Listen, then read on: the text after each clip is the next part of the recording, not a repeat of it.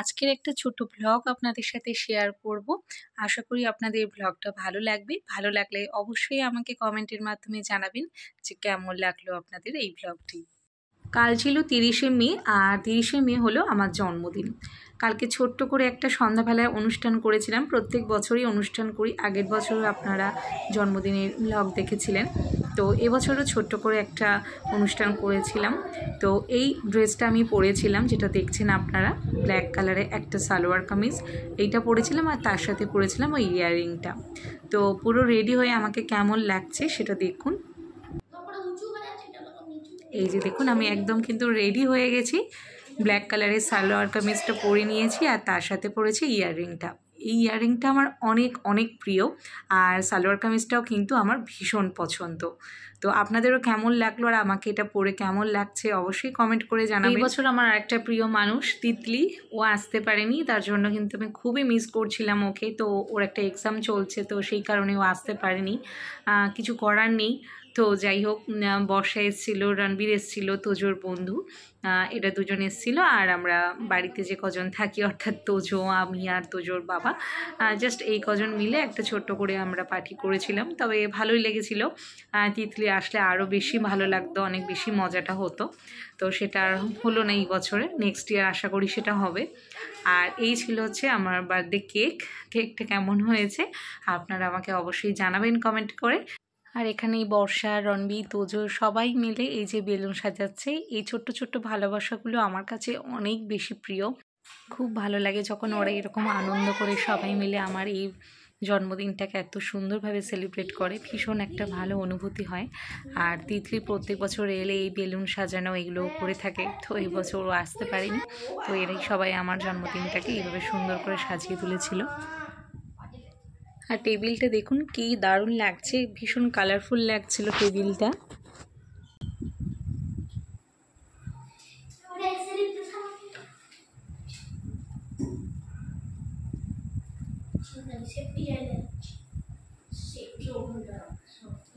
ঠিক 9টার সময় আমি কেকটা কেটেছিলাম। একটু লেট হয়েছিল যেহেতু রণবীরের আসতে, ওর ড্রয়িং টিচার ওর ছাড়তে লেট করেছিল, তো সেই জন্য ও 9টার সময় এসেছিলো, বর্ষাও এসেছিলো। তো তারপরে আমি কেকটা কাটছিলাম। এই যে সবাই আছে, রণবীর আছে, বর্ষা আছে, তোজোর বাবা সবাই এখানে আছে। তো আমি কেকটা কাটা শুরু করে দিয়েছি।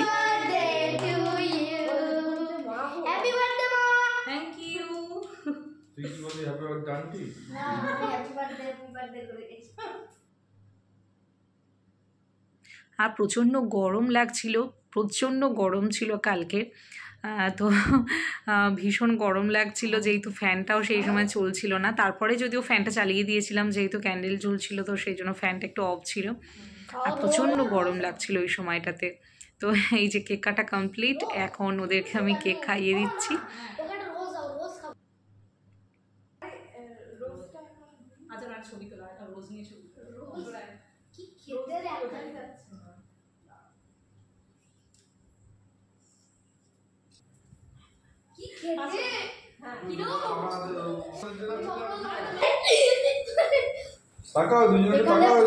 বসে থাকি, ফাঁক দিয়েছিলাম।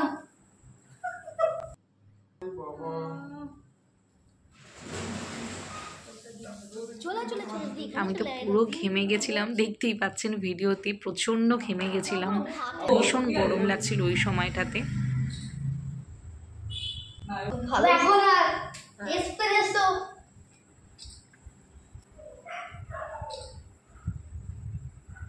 এদিকে তো কয়েকটা ছবি তুলছিলাম সবার সাথে। একটা এদিকে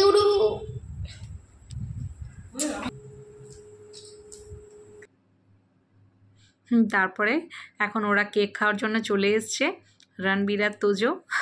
ওরা তো কেক খেতে এতই ভালোবাসে, মানে কেকটা সবাইকে দেওয়ার পর ওরা চলে এসছে, এবার ওরা পুরো কেকটা খাবে।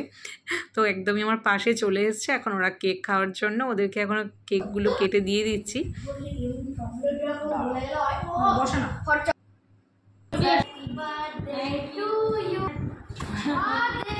এই যে বর্ষা দিদি ভাই এখন মাকে একটা গিফট ডিস্ট্রিবিউটিং করছে। সব কিছু মিটে যাওয়ার পর তারপর সোজা হচ্ছে খাওয়া দাওয়া। তো এই যে সবাই খাওয়া দাওয়া করতে বসে গেছে। বর্ষা এখানে খাচ্ছে, রণবীর খাচ্ছে, তোজো খাচ্ছে, আমরা পরে খেয়েছিলাম। আর যেহেতু বৃহস্পতিবার ছিল, বৃহস্পতিবার আমি যেহেতু নিরামিষ খাই, তো সেজন্য আমি আর খাইনি, আমি নিরামিষ খেয়েছিলাম। আর তোজোর জন্য, রণবীরের জন্য আর বর্ষার জন্য চিকেন বিরিয়ানি আর চিকেন কষা আমি অর্ডার করেছিলাম। আর এই যে ওরা খেতে বসে গেছে, সবাই মিলে খাচ্ছে। আহারে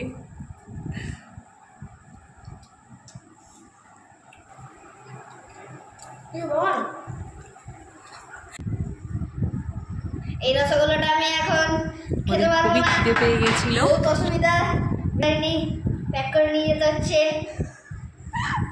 রণবীর বলছে এত কিছু খাবার পর আমার আর মিষ্টি খাওয়ার আর ইচ্ছে এখন করছে না। তো পরে একটা খেয়েছিল, বলেছিলাম যেহেতু জোর করে একটা খেয়েছিল।